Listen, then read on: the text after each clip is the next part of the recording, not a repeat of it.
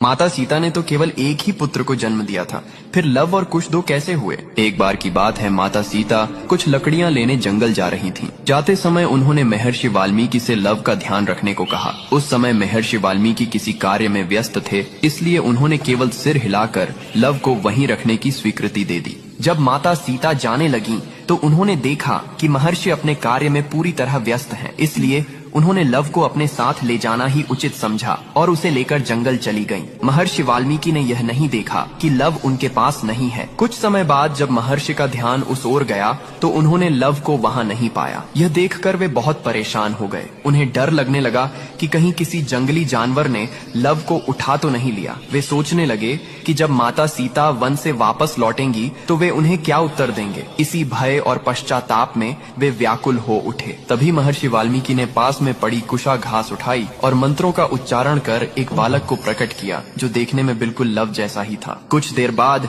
जब माता सीता वन से लौटकर आईं, तो महर्षि ने देखा कि उनके हाथ में लव पहले से ही मौजूद है। यह देखकर वे आश्चर्यचकित रह गए, लेकिन माता सीता उस दूसरे बालक को देखकर अत्यंत प्रसन्न हुई, क्योंकि वह बालक